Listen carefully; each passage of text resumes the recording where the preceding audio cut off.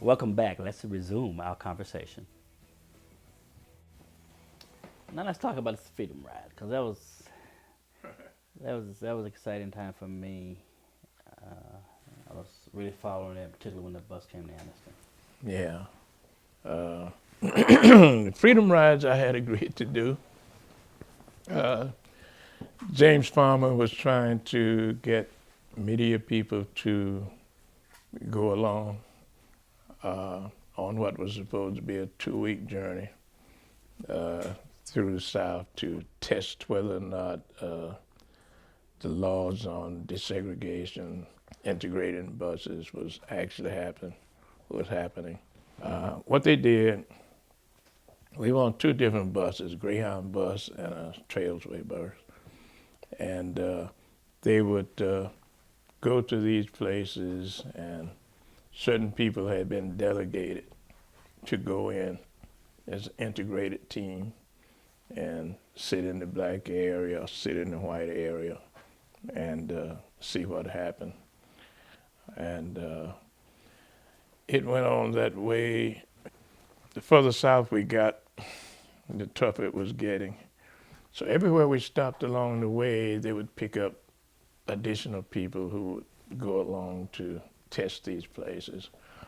Um, in Atlanta, Martin Luther King Jr. and some of his people came over for the dinner. And King let the word out that he had heard that the Freedom Riders were not going to get through Alabama alive. I was on Greyhound that day, and Booker's team they were on the other bus.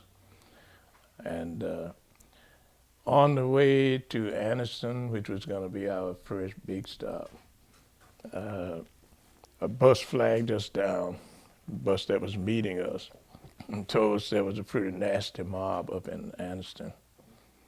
And sure enough, when we got there, there was a pretty angry mob up there. They started trying to break out the windows of the bus. They were calling us all kind of names, the N-word, communists, all that kind of stuff. I thought, man, we're getting out of here. And I looked back, as far as you could see, there's a string of cars following us. In front of us, there was this little roadster car with a few people in it. And they were swinging from side to side to keep the bus driver from passing them. So what had happened, they had punctured the tires. Among the things they were doing there, they had punctured the tires on the bus. And by the time we got to the edge of the city limits there, the tires went down. And they were all around this place. You know, they were trying to break out the windows again and threatening us in every way they could, you know, come on out and integrate Alabama, you know, and all that kind of stuff. So eventually we found out there were two state troopers on there on the bus. We didn't know about these guys. Mm-hmm. And one of the guys, L. Cowlin, I always remember this guy, he pulled his pistol and stood in the doorway so they couldn't get in to get to us.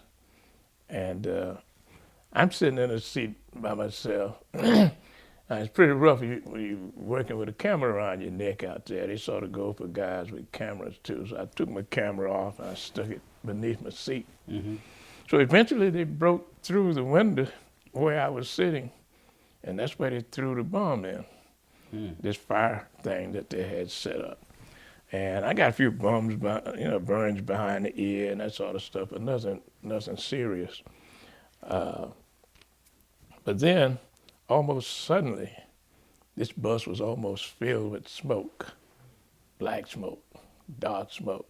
Then it started getting hot on the bus, you know, it was time to get off, man. So I got off, and there was the worst scene you could ever see.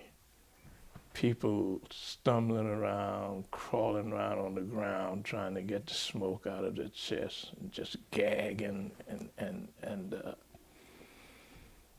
I don't know. You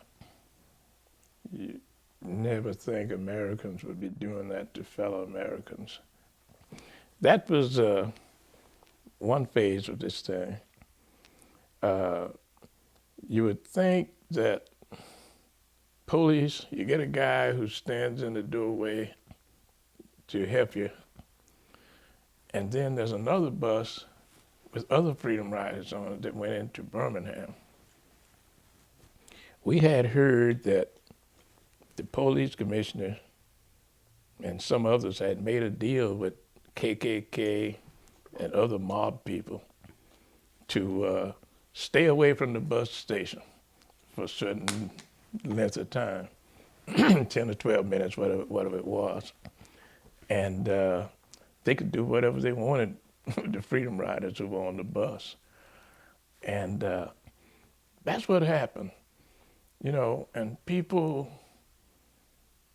always think that police, strictly police doing police work. But these police, all of them, stayed away from that train station while people were getting beat up. Stayed away from that bus station while people were getting beat up. And later, police chief said something to the effect that it was Mother's Day and a lot of the guys were off and that kind of nonsense. But, you know, everybody knew what they had done and it was reported. As you can see, we got a lot more to talk about, so don't leave us. We'll be right here.